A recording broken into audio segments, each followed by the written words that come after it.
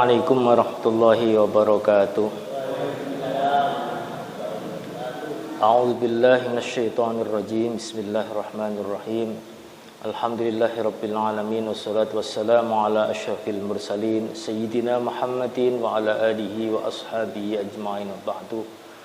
Para jamaah Bapak Ibu yang saya hormati, marilah kita memulai pengajian kita membaca surat Al-Fatihah sebagaimana biasa. Mudah-mudahan semua itu menjadikan kita diterima oleh Allah Subhanahu wa taala dan pengetahuan kita akan menambah kedekatan kita, kecintaan kita kepada Allah Subhanahu wa taala. Amin ya rabbal alamin. Li ridallahi taala wa bi syafaati Rasulillah sallallahu alaihi wasallam bila hadratin Nabil Mustafa Muhammadin sallallahu alaihi wasallam wa ala alihi wa ashabihi azwaji dzurriyyati wa ahli baitihil kiram wa ila ikhwanihim bil anbiya'il mursalin wal awliya'il syuhada'is shalihin wal ulama'il amilin al mukhlisin al musannifin khususan mu'allif hadzal kitab al Imam An-Nawawi. Lahumul Fatihah. A'udzu billahi minasyaitonir rajim. Bismillahirrahmanirrahim. Alhamdulillahi rabbil alamin arrahmanir rahim maliki yaumiddin iyyaka na'budu wa iyyaka nasta'in ihdinas siratal mustaqim صراط الذين أنعمت عليهم غير المغضوب عليهم ولا الضالين آمين وإلى آبائنا وأمهاتنا وأجدادنا وجداتنا وجميع إخواننا وإلى جميع القبور المسلمين والمسلمات والمؤمنين والمؤمنات. الفاتحة. أعوذ بالله من الشيطان الرجيم. بسم الله الرحمن الرحيم. الحمد لله رب العالمين الرحمن الرحيم مالك يوم الدين إياك نعبد وإياك نستعين اهدنا الصراط المستقيم صراط الذين أنعمت عليهم غير المغضوب عليهم ولا الضالين آمين وعلى جميع حاجاتنا وبنيات الدعاء اجعلنا من أهل العلم وأهل التقوى الخير. الفاتحة. أعوذ بالله من الشيطان الرجيم. بسم الله الرحمن الرحيم. الحمد لله رب العالمين الرحمن الرحيم مالك يوم الدين إياك نعبد وإياك نستعين اهدنا الصراط المستقيم صراط الذين أنعمت عليهم غير المغضوب عليهم ولا الضالين آمين. Bapak Ibu yang saya hormati, kita melanjutkan pada pertemuan yang lalu. Jadi setelah Imam Nawawi menjelaskan dasar pemikiran kenapa beliau menulis kitab Riyadhus Shalihin dengan mengutip surat Az-Zariyat ayat 56, kemudian beliau menyimpulkan sebagaimana yang sudah disampaikan, maka pada kesempatan ini beliau menyampaikan begini. Fa iza kana haluha, jika keadaan dunia adalah sebagaimana ma wasaftuhu, sebagaimana yang saya telah menyampaikan atau mensifatinya seperti yang sudah dijelaskan. Jadi ini satu kesimpulan dari pembahasan yang lalu. Kata beliau, wa iza kana haluha. Nah, jika keadaan bumi, keadaan dunia ini adalah ma wasaftuhu, sebagaimana yang aku telah mensifatinya, yakni dunia itu tempat yang sementara, dunia itu tempat hanya perlintasan, bukan tempat tujuan untuk selama-lamanya. Dunia itu adalah tempat yang kadang-kadang mengecoh kita, menipu kita sehingga banyak orang yang terlena, tertipu. Nah, itulah keadaan dunia. Wahaluna, dan keadaan kita adalah wama khuliqna, dan apa yang kita kerjakan, kita ciptakanlah untuk dunia adalah ma qaddamtu, yang telah kami uraikan sebelumnya pula. Jadi peran kedudukan manusia adalah mengacu sebagaimana yang disampaikan oleh Allah di dalam surat Az-Zariyat yang lalu. Wa ma khalaqtul jinna wal insa illa liya'buduni. Nah, itu keadaan manusia dan sifat-sifatnya, karakternya yang harus dipunyai oleh manusia seperti itu untuk mensikapi kondisi dunia yang seperti ini. Nah, maka fahakkun, maka menjadi satu terang, menjadi nyata alal mukallaf, atas orang-orang mukallaf. Orang-orang mukallaf itu orang-orang yang berakal, orang mukmin yang sudah dewasa, berakal, sehat. Apa yang menjadi keniscayaan bagi seorang mukallaf? Ayyadhhaba binafsihi, untuk berjalan dengan dirinya sendiri, madhabul akhyar, dengan memilih jalan orang-orang yang terpilih. Nah, Jadi begitu kata Imam Nawawi. Dengan melihat kondisi dunia yang kemarin itu, sedangkan fungsi dan tugas kita di dunia adalah seperti ini, biar kita tidak terkecoh, biar kita tidak keliru, maka kita harus memilih jalan. Jalan yang kita tempuh itu adalah jalannya orang-orang yang terpilih. Madhabal akhyar. Siapakah al-madhabal akhyar? Atau al-akhyar itu? Ya tentu orang yang terpilih itu diantaranya adalah para nabi. Nah, pilihan kita yang menjadi contoh kita adalah Rasulullah Shallallahu Alaihi Wasallam. Nabi Muhammad itu disebutkan di dalam Al-Quran. Muhammad itu adalah uswatun hasanah. Laqad kana lakum fi Rasulillah, sungguh benar-benar ada bagi kalian pada diri Rasulullah itu uswatun hasanah, suri tauladan yang baik. Jadi artinya ketika kita ingin selamat, ketika kita ingin berjalan di dunia ini dengan jalan yang benar, maka tidak ada cara lain, maka kita harus menempuh cara itu. Waya seluku dan berperilaku maslaka ulin nuha, dengan perilakunya orang-orang yang mempunyai akal, wal absor dan penglihatan batin. Nah, orang yang berakal, orang yang berpenglihatan batin itu siapa? Yang sudah juga disebutkan oleh Al-Quran. Orang yang berakal itu alladzina yadhkurunallaha qiyaman wa qu'udan wa ala junubihim wa yatafakkaruna fi khalqis samawati wal ardh. Nah, itu pilihan kita. Agar kita selamat, kita harus mengambil pilihan seperti itu. Orang yang disebut ulil nuha atau ulil absar, kita harus menempuh cara seperti itu. Ulil nuha dan ulil absar itu ya tadi itu. Alladzina yadhkurunallah, mereka itu selalu berzikir kepada Allah. Qiyaman, dalam keadaan berdiri, wa qu'udan, dalam keadaan duduk, wa ala junubihim, dan di atas pembaringannya tetap berzikir. Setelah berzikir ya tafakkarun, mereka itu selalu berpikir terhadap apa? Ma fi khalqis samawati wal ardh, terhadap ciptaan Allah. Semua yang diciptakan oleh Allah itu mesti ada faedahnya. Nah, termasuk sekarang ini, kita ini ada di bulan apa ini? Bulan Desember, ya. Nah, bulan Desember itu adalah bulan akhir tahun. Ada orang bertanya itu, bulan Desember itu berarti sebentar lagi kita akan memasuki tahun baru. Nah, ada yang bertanya, tahun baru Masehi itu tahun barunya orang Islam atau bukan? Ada orang tanya begitu. Ya, jawabnya tergantung. Sebab bulan Masehi maupun bulan Hijriyah itu hakikatnya itu merupakan tanda-tanda kekuasaan Allah. Kalau bulan Masehi, tahun Masehi itu kan standarnya kan mengikuti perputaran bumi, ya, revolusi bumi kepada matahari, yang diperkirakan 365 hari digenepno niku, 365 hari. Lah puterane bumi tenggane matahari niku napa? Itu tanda kekuasaan Allah. Begitu pula kebalikannya sekarang tahun Hijriyah. Tahun Hijriyah niku standarnya disebut tahun Qamariyah. Mergi yang dijadikan acuan itu muternya bulan. Bulan ini muter kan gini bumi, ya. Jadi bulan muter terus selama jadi satu bulan sekali muter nutuk dan seterusnya dihitung selama 12 kali. Nah, itulah yang dikatakan tahun baru Hijriyah. Nah, berarti kita punya 2 tahun baru. Tahun baru Miladiyah, tahun baru yang dasarnya adalah perputaran bumi kepada matahari, sehingga disebut sebagai tahun Syamsiyah. Ada kalanya yang disebut dengan tahun Qamariyah, dasarnya adalah berkaitan dengan bulan. Kedua-duanya menikah tanda kekuasaan Allah. Di Al-Quran itu Allah dawuh ngene, walladzi dialah Allah ja'ala syamsa, yang menjadikan matahari itu diaan, bersinar, wal qamara, dan menjadikan bulan itu nuron, bercahaya.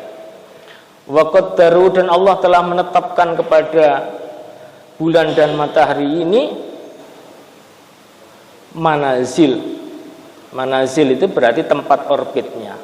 Untuk apa? Lita'lamu, supaya kalian itu mengetahui adadas sinina wal hisab.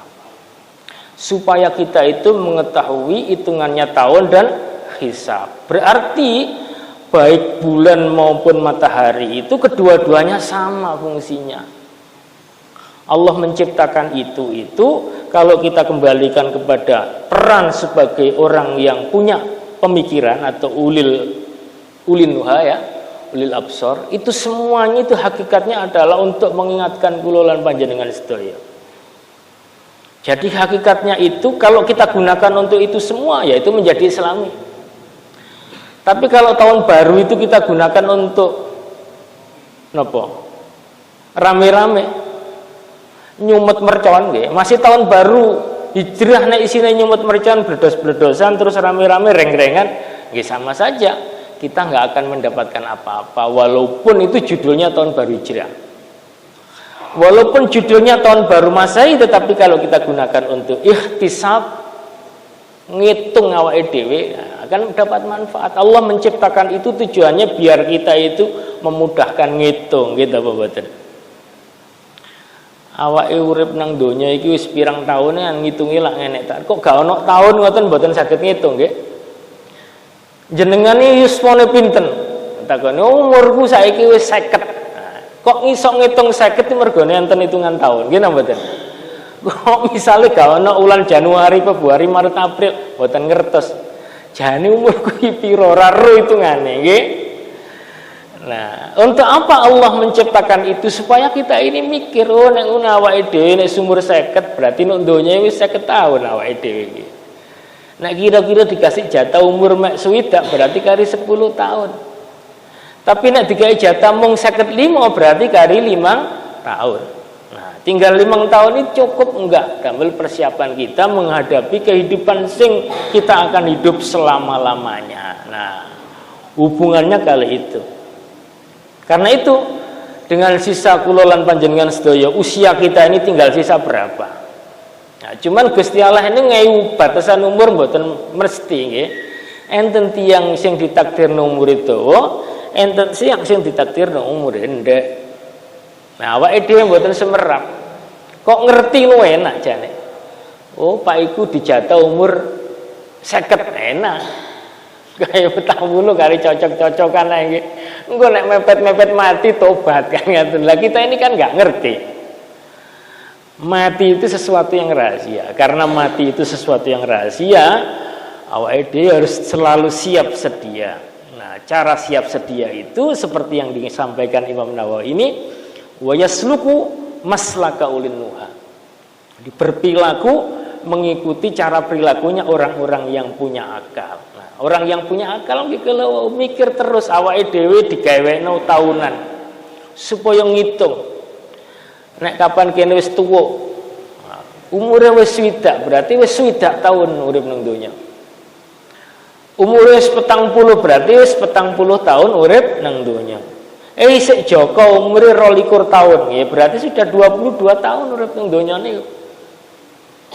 Nah, kita harus sampaikan seperti itu pada anak-anak remaja supaya tidak membuang-buang waktunya. Nah, sisa usia kita itu kita gunakan untuk apa?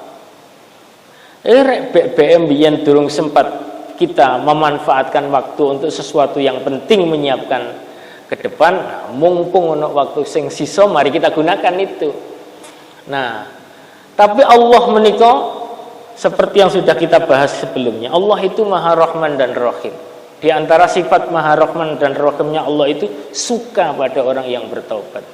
Innallaha yuhibbut tawwabin wa yuhibbul mutatahhirin. Allah itu suka pada orang yang bertobat. Sehingga sekiranya orang itu punya dosa sak tumpuk, nah, ya kan? Begitu tobat entek kabeh itu dosane. Sing paling bejo niku tiyang ya, wasale numakal terus tobat, mari tobat mati ini paling bejo.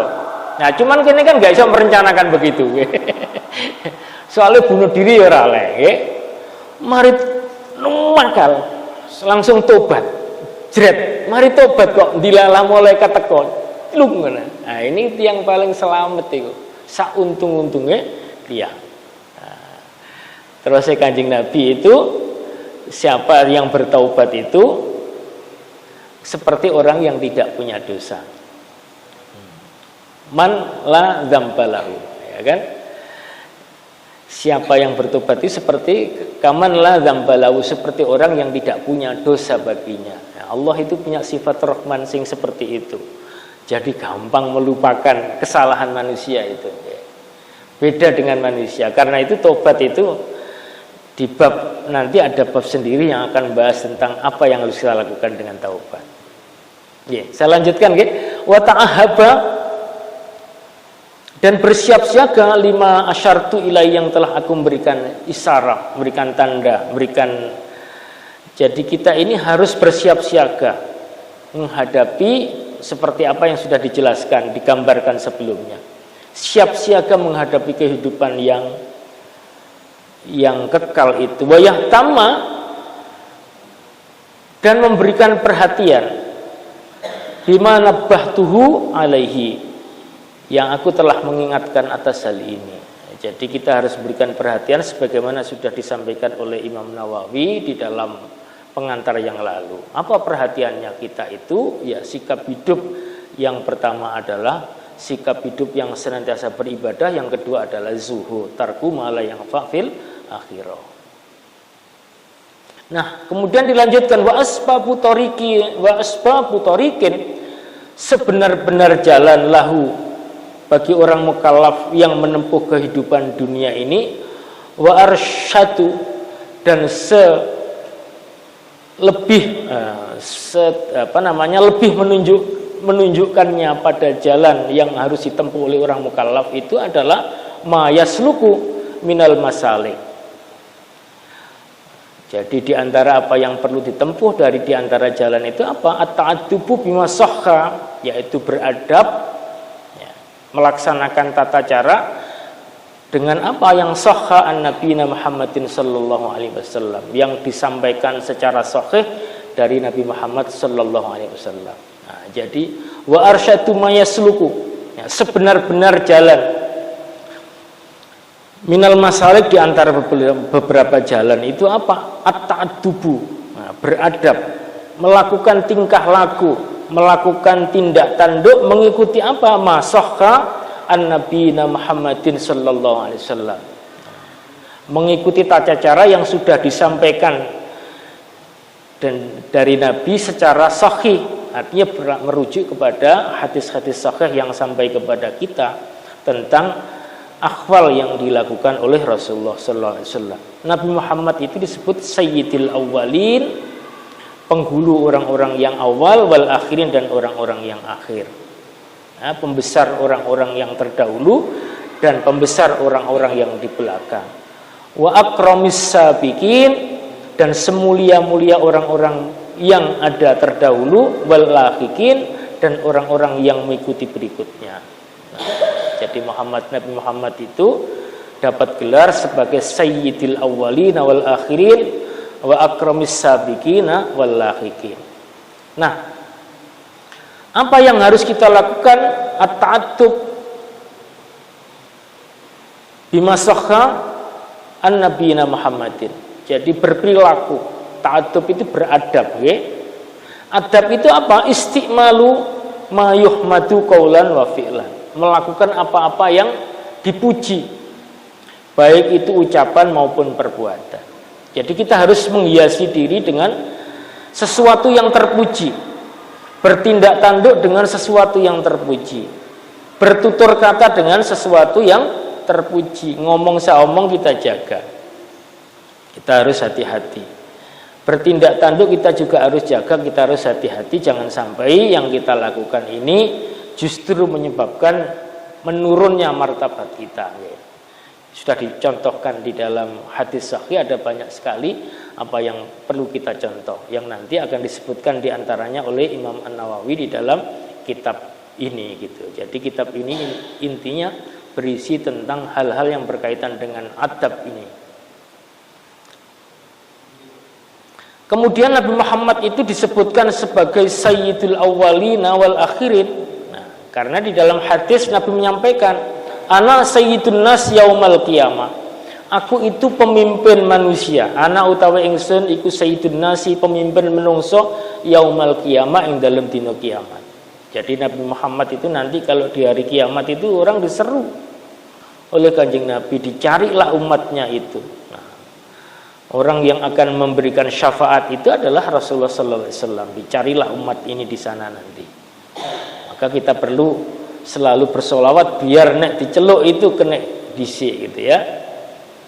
Kemudian Nabi itu disebutkan ana sayyidu waladi Adam. Ana utawi ingsun iku sayyidu waladi Adam, penghulu atau pimpinan anak turune Nabi Adam yaumal qiyamah, pada hari kiamat. Wa awwaluman, dan pertama-pertamanya menungso yang syakku anhul qabru, yang bangkit dari kubur. Jadi Nabi Muhammad itu orang yang pertama kali nanti dibangkitkan oleh malaikat dari kubur pada hari kiamat. Jadi setelah kiamat ada hari kebangkitan, Nabi Muhammad itu sing dipun bangkitaken dulu. Kemudian wa awwalu syafi'in, jadi Nabi Muhammad itu orang yang pertama-tama memberikan syafaat. Wa awwalu musyaffa'in, dan orang yang diberi hak oleh Allah untuk memberikan syafaat. Karena diberi hak oleh Allah pertama-tama untuk memberikan syafaat, maka Nabi Muhammad itulah orang yang pertama-tama memberikan syafaat. Karena itu kita beruntung menjadi umat Rasulullah sallallahu alaihi wasallam. Agar kita dipanggil dahulu nanti di hari kiamat, maka kita harus banyak-banyak membaca sholawat. Jadi dengan kita membaca sholawat sering-sering itu, maka kitalah yang akan dieling dhisik begitu ya. Ini pentingnya disik-disikan siapa yang akan mendapatkan panggilan syafaat dari Rasulullah pada hari kiamat adalah orang yang paling banyak membaca sholawatnya. Ini yang perlu terus kita bangun, okay? Maka Imam Nawawi kemudian menutup kalimat beliau dengan baca sholawat juga. Sholatullahi wassalamu alaihi, sholatullah semoga rahmat Allah, wassalamu dan keselamatan dari Allah iku alaihi, muga tetep atas Kanjeng Nabi, wa ala sairin nabiyyin, lan ugi tetep maring sekabehing para nabi, seluruh para nabi. Maka Kanjeng Nabi juga dawuh sallu ala anbiya'illah, bersolawat kalah kalian di samping solawat kepada nabi juga bersolawatlah kepada para nabi, okay? Di samping kita bersolawat kepada Rasulullah sendiri, wa rasulihi, dan kepada utusannya. Fa innallaha ba'asahum, sebenarnya Gusti Allah akan mengutus, ba'asa Allah mengutus kepada para nabi itu kama ba'asani, sebagaimana Allah mengutus kepada diriku. Nah, jadi itu ya. Kenapa kita bersolawat kepada para nabi itu? Para nabi itu juga diutus seperti Rasulullah diutus untuk kita. Nah, jadi itu, okay? Kemudian saya lanjutkan lagi. Wa qad qala Allah Ta'ala. Nah, Imam An-Nawawi kemudian mengutip kembali firman Allah. Wa qad qala Allah Ta'ala, wis teman-teman dawuh sapa Allah Ta'ala. Dawuh wa ta'awanu alal birri, wa ta'awanu lan tolong menolong sira kabeh alal birri ing atase ngerjakno kebagusan. Nah, alal birri, al birri niku terus Imam Asyuti ku fi lima umirtum bihi, ngelakoni apa sing diperintahno nang nggone sira. Jadi yang disebut al bir itu adalah mengerjakan apa yang diperintah oleh Allah, itu al bir. Nah, yang diperintah oleh Allah itu ada perintah, ono kalane perintah itu bersifat harus kita kerjakan, ono kalane perintah itu bersifat anjuran untuk kita kerjakan. Perintah yang harus kita kerjakan itu perintah yang bersifat wajib.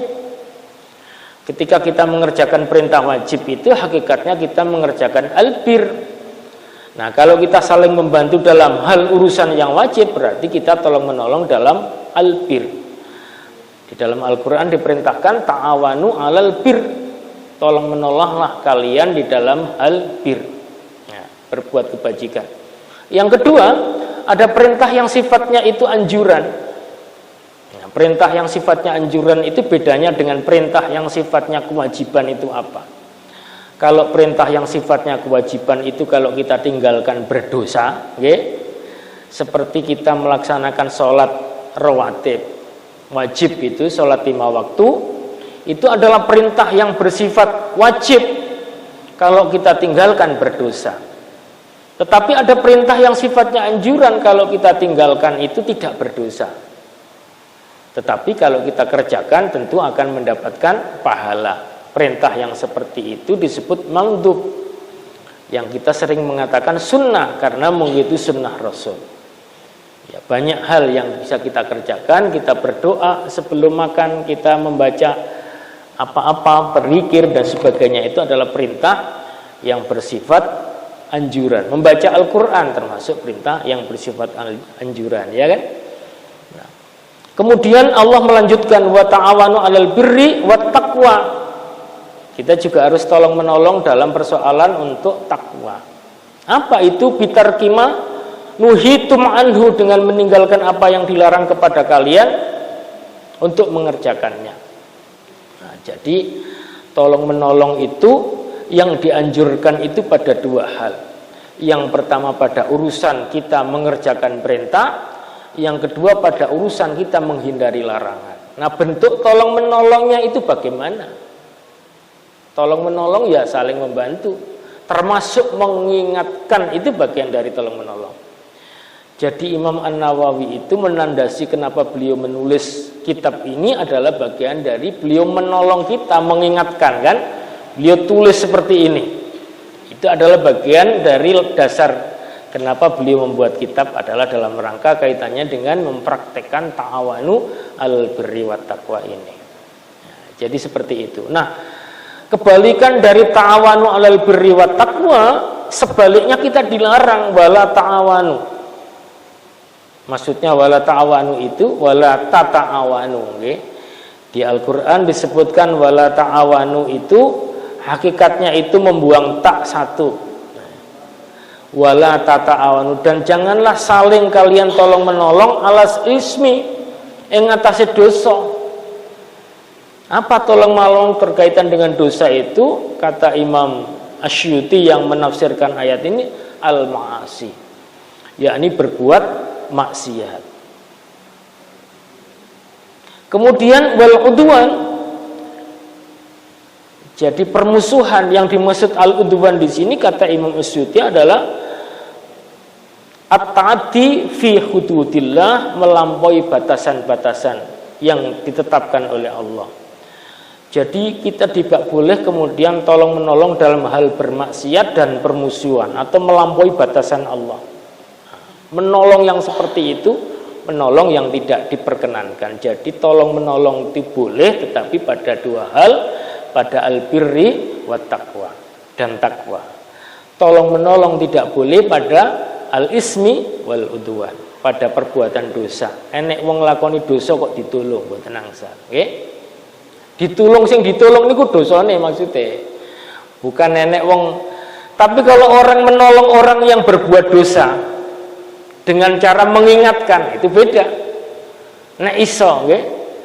Nek wong lakoni elek dituturi sing apik. Nah, itu tolong menolong dalam takwa namanya. Nek wong gak gelem nglakoni salat diajak nglakoni salat. Nek saged dengan cara yang baik, wonge gak tambah dadi elek. Kadang-kadang nek wong dielingno tambah dadi elek. Mikir sik kira-kira nek tak elingno iki tambah apik atau tambah elek. Nek kira-kira tak elingno tambah apik nggih sampeyan elingno. Tapi nek kira-kira dielingno tambah dadi elek, ya kadang-kadang iki didongakno sik carane ngelingno, nggih.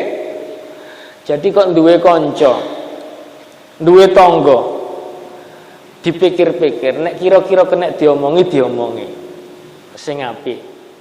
Kita memberitahu mereka dengan cara yang baik, itu namanya menolong, menolong untuk kebaikan. Tapi dene kok ditolongi kira-kira diomongi sing apik kok brengkolo. Iki nek tak omongi tambah brengkolo, tambah dadi elek. Awake ora usah benci kepada orangnya, didongakne muga-muga ya Allah wong iku dibuka atine kali Gusti Allah. Nah, Jadi caranya seperti itu. Insya Allah dengan doa kita itu, nek Allah terus membuka hatinya, kita mendapatkan bagian dari itu. Nanti ada hadisnya ini yang menjelaskan itu. Nah, jadi memang kita ini kadang-kadang kudu sabar ya, ambek Allah nggih. Nabi Muhammad itu nggih ngoten, tiyang niku nek gurung waya perang ora usah perang gitu. Perang ini nek wayahe dhewe kan ngoten nggih. Jadi di Al-Qur'an itu kalau disebutkan, kalau hadis Kanjeng Nabi man ra'a minkum mungkaran falyughayyir biyadihi, itu ada tahapannya. Merubah dengan tangan itu ada tahapannya. Kemudian merubah dengan lisan, merubah dengan hati. Nah, kita melihat kondisi masing-masing, okay? Kemudian saya lanjutkan, okay? Wa qad sahha, teman-teman, ada riwayat yang sahih an Rasulullah sallallahu alaihi wasallam. Dari Kanjeng Nabi sallallahu alaihi wasallam, annahu, bahasa sesungguhnya Kanjeng Nabi itu qala dawuh, berkata Nabi bersabda, wallahu tawi Gusti Allah iku fi aunil abdi. Nah, Gusti Allah itu akan senantiasa di dalam menolong hambanya. Maka anal abdu, selagi hamba tadi itu fi auni akhihi, selagi hamba tadi itu menolong saudaranya. Dengan cara apa? Biqalbihi, menolong dengan hatinya. Lho niki. Terus si Imam Nawawi niku menolong itu bisa menolong dengan hati. Menolong dengan hati itu apa? Ndongakno niku lho maksudnya. Kalau ada orang yang lacut gak iso ngomongi. Wong kok lacut, mau ngomong ya repot, nggih, diomongi tambah engko dadi elek, nggih, didongakno. Nah, kita mendoakan itu adalah menolong dengan saudaranya dengan cara biqalbihi. Kemudian au badani, juga menolong dengan badannya. Menolong dalam hal yang baik tadi itu. Au malihi, itu dengan hartanya. Nek iso dikai sedekah berubah jadi api ya dikai, begitu kan, dibantu. Au ghairiha, dengan cara yang lain. Jadi kita ini pokoknya kata dawuh Kanjeng Nabi, siapa yang menolong hambanya, siapa yang menolong saudaranya tadi itu, maka Allah akan menolong kita. Hadis ini juga sepadan dengan hadis yang lain, man kana fi hajati akhihi kana Allahu fi hajatihi. Siapa yang memenuhi hajat saudaranya, maka Allah akan memenuhi hajatnya. Nah, ini urusan kaitannya dengan dulure, koncone kesulitan, ya kita bantu. Duwe gawe kita bantu, nggih. Tanggane ape mantu, ya kita ikut bantulah. Mbuh bantu apa yang bisa kita bantu. Nah, membantu yang seperti itu dalam hal yang baik seperti itu, insya Allah kita akan dibantu oleh Allah. Jadi ringan membantu tetangga, ringan membantu teman, ringan membantu saudara, itu yang diajarkan. Ini urusan bantuan. Kemudian urusan tolong menolong tadi itu ada kriterianya. Ketika kita menolong saudara kita, menolong tetangga, maka Allah akan menolong kita. Ini janji Allah sebagaimana disampaikan oleh Rasulullah. Kemudian annahu, bahwa sesungguhnya Kanjeng Nabi itu juga qala dawuh, man dalla. Nah, ini setelah menolong yang bagaimana? Kanjeng Nabi menyampaikan, man dalla ala khairin, sapa sing nunjukno marang dalan kebagusan, falahu moko keduwe man mislu ajri fa'ilihi, terdapat pahala sepadan dengan pahala yang mengerjakan. Nah, ini ketika kita mengajak kepada yang baik, kemudian kok yang diajak itu senerokno, kita dapat pahala. Nah, cuman terus Imam Nawawi, wal muradu bimisli ajri fa'ilihi, yang dimaksud dengan pahala yang sepadan itu apa? Annahu lahu sawaban bidzalika fi'li, bahwa orang yang mengerjakan itu dapat pahala dari, bahwa orang yang mengajak kepada kebaikan itu dapat pahala dari perbuatan, sebagaimana ketika orang itu mengerjakan juga dapat pahala. Tetapi pahala orang yang mengajak kepada kebagusan itu belum tentu sama dengan pahala orang yang melakukan kebagusan. Artinya apa maksudnya ini? Maksudnya nek kula lan panjenengan ngajak berbuat baik, kemudian kita ini nggak melakukan kebaikan, kita masih tetap oleh kebaikannya, cuman kebaikannya tidak sama, kan ngeten. Tetapi kalau kita sudah mengajak kebaikan, kita sendiri juga melakukan kebaikan itu, maka kita dapat double atas perbuatan kita melakukan kebaikan, di samping juga pahala dari kita dapat bagian dari usaha kita membuat orang lain jadi berbuat baik. Nah, jadi seperti itu. Nah, pahala itu tidak mengurangi pahalanya orang yang niru tadi itu. Nah, ini enaknya begitu. Makanya nek kula wingi wae jenengan niku donga nggih. Nah, itu donga rek. Nek ape turu rek maca napa istighfar nggih. Badhe sare panjenengan badhe sare maca astaghfirullahalazim alladzi la ilaha illa wal hayyul qayyum wa atubu ilaihi, dijamin akan diampuni dosanya. Bek menawa mati sudah dalam kondisi bertaubat kepada Allah. Bek menawa turune kebablasan itu sudah dicatat tobat.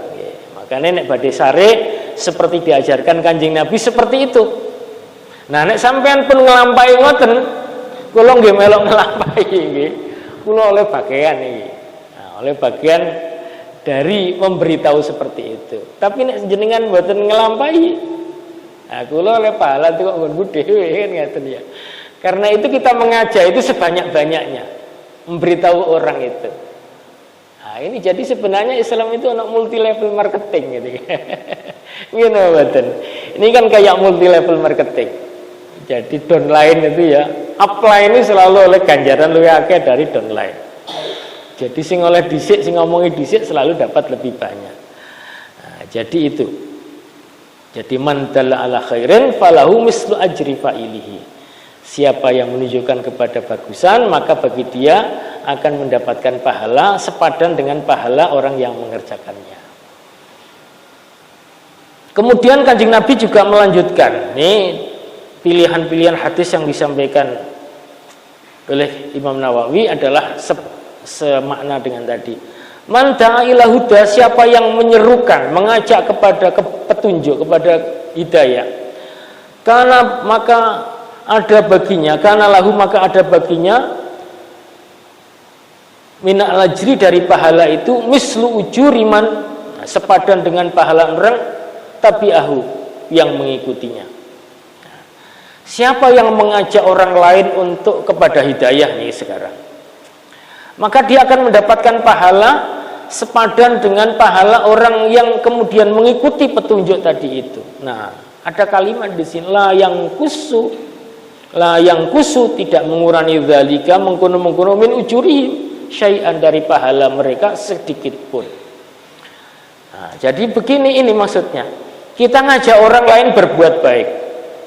Ngajak lain orang untuk menuju hidayah Allah, melakukan kebaikan. Orang tadi itu ngikuti. Nah, orang tadi ngikuti seperti ajakan kita. Orang yang ngikuti dapat pahala, kita yang ngajak itu dapat pahala kita sendiri dan dapat pahala sepadan dengan pahala orang yang ngikuti kita tanpa mengurangi pahalanya orang yang ngikuti tadi itu. Yang ngikuti dapat pahala utuh, kita juga dapat pahala double. Itu kalau kaitannya dengan perbuatan yang baik. Tetapi Kanjeng Nabi juga melanjutkan ini, man ta'ilad dolal, siapa yang mengajak kepada kesesatan, kana alaihi maka baginya itu minal ismi dari dosa mislu asami man tabi'ahu, sepadan dengan dosa orang yang ngikuti. La yang kusu zalika, tidak mengurangi dari mengkuno minal asamihim dari dosanya syai'an sedikit pun. Jadi sama ketika kita mengajak sesuatu yang buruk, kemudian ada orang yang ngikuti melok berbuat buruk seperti ajakan kita, dia itu dapat dosa, kita dapat dosanya, dosa kita sendiri melakukan keburukan, juga dapat dosa dari dosa orang yang sepadan dengan dosa orang yang ngikuti tadi itu. Semakin banyak orang yang ngikuti berbuat dosa, maka semakin banyak pula dosa yang kita berbuat. Nah, Nah, ini pentingnya kita merintis sesuatu kebaikan. Jangan merintis sesuatu keburukan. Nah.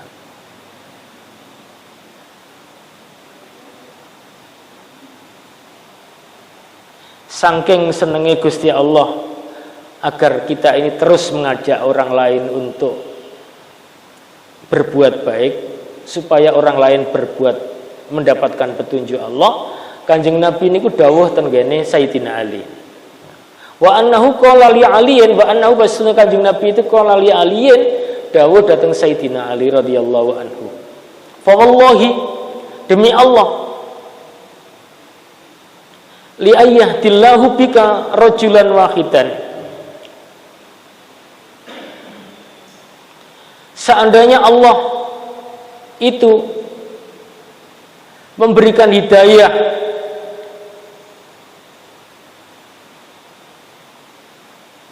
kepada seseorang karena engkau, iku khairun laka, lebih baik bagi engkau, min humrin na'ami, dari unta piaraan yang terbaik milik Anda.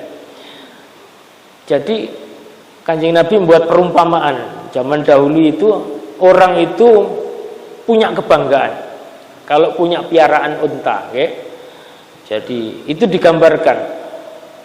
Itu masih kalah menyenangkan dibandingkan jika kalian itu berdakwah. Kemudian ada orang yang akhirnya ikut dengan Anda atas dakwah Anda. Nah, jadi kalau kita ini dakwah, enten tiang karena usaha kita kemudian menjadi masuk Islam. Nah, ini luar biasa ini ya.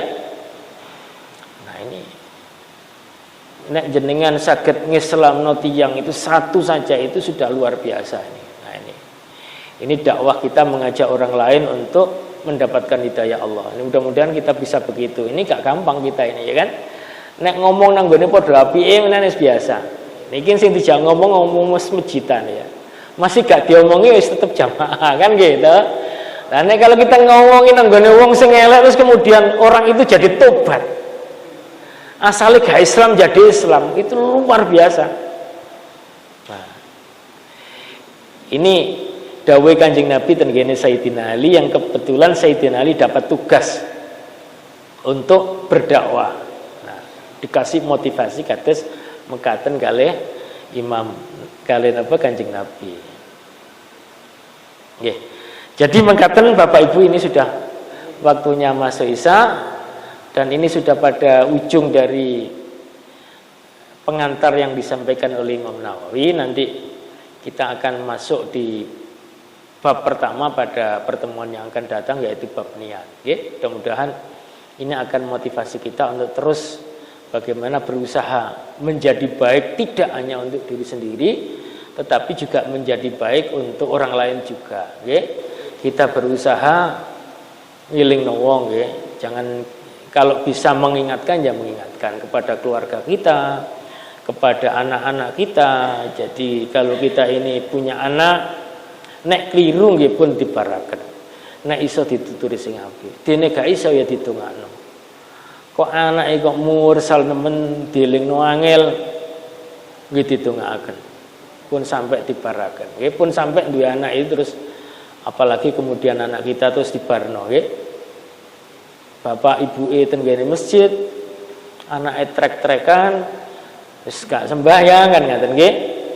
Mursal gak gelem sekolah. Nek kena dituturi api-api nggih dilungguhno. Nah, sampean iki ya menungso nggih, diomongi sing enak. Dene kok gak kena, diomongi tambah kemudian muring-muring, bapak ibunya diancam nggih, didongaaken mawon. Jenengan nangis ten kene Gusti Allah nggih, kula lan panjenengan sedaya nyuwun ten kene Gusti Allah mugi-mugi diparingi putra sing sae. Nah, dongane niku Kanjeng Nabi Ibrahim niku, Rabbi habli minas sholihin.